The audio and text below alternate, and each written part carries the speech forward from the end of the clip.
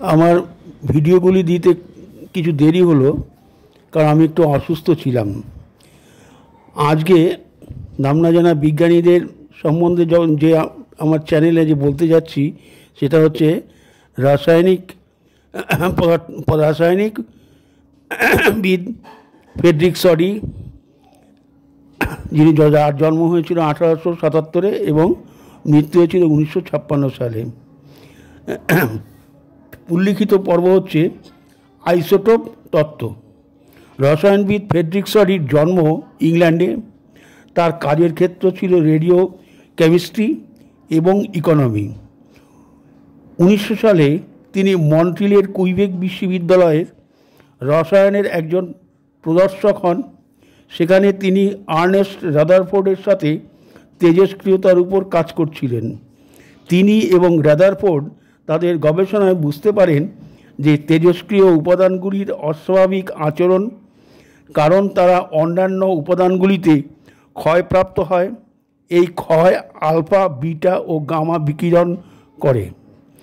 যখন তেজস্ক্রিয়তা আবিষ্কার হয়েছিল তখন কেউ নিশ্চিত ছিল না যে এর কারণ কী। এটি প্রমাণ করার জন্য সডি এবং রাদারফোর্ড সতর্কতার সাথে কাজ করা দরকার যে পারমাণবিক রূপান্তর আসলে ঘটছে। 1903 সালে ইউনিভার্সিটি অফ লন্ডনে স্যার উইলিয়াম রামসের সাথে সডি দেখিয়েছিলেন যে রেডিয়ামের ক্ষয় হিলিয়াম গ্যাস তৈরি করে। 1910 সালে সেটি দেখিয়েছিলেন একটি পরমাণু আলফা নির্গমনের পারমাণবিক সংখ্যায় 2 স্থান কম, বিটা নির্গমনে 1 স্থান বেশি। এটি প্রায় একই সময়ে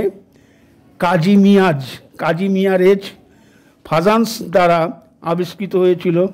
তাই এটি কাজান্স এবং সডির তেজস্ক্রিয় স্থানচ্যুতি আইন হিসাবে পরিচিত, যা তেজস্ক্রিয় উপাদানগুলির পরিবারের মধ্যে সম্পর্ক বোঝার জন্য একটি মৌলিক পদক্ষেপ। সডি 1913 সালে বর্ণনা করেন যে একটি তেজস্ক্রিয় মৌলের একাধিক পারমাণবিক ভর থাকতে পারে, যদিও রাসায়নিক বৈশিষ্ট্যগুলি থাকবে অভিন্ন। তিনি এর নাম দেন আইসোটোপ, যার অর্থ একই জায়গা।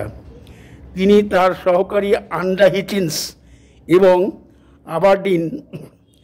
আবারডিনে মিলে দেখিয়েছিলেন যে ইউরেনিয়াম এবং রেডিয়ামের ক্ষয় হয়।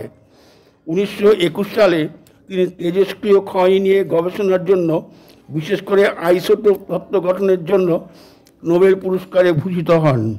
তিনি অর্থনীতির উপরও কাজ করেন, কিন্তু এটা আলোচ্য বিষয় নয়, তাই আলোচনা করা গেল না। এবার আমরা আসব কণিকাবাদের পুনরুত্থান।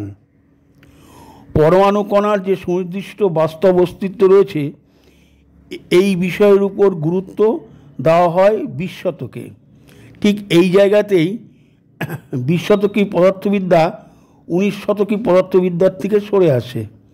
19 শতকের শুরুতেই ডাল্টন পারমাণবিক তত্ত্ব প্রণয়ন করেছিলেন।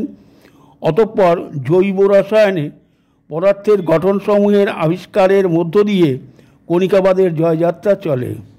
কিন্তু আমরা দেখিয়েছি মাক ও অসওয়াল্ডের প্রভাবে 19 শতকের শেষের দিকে ভাবনার মোড় ঘুরে যায়।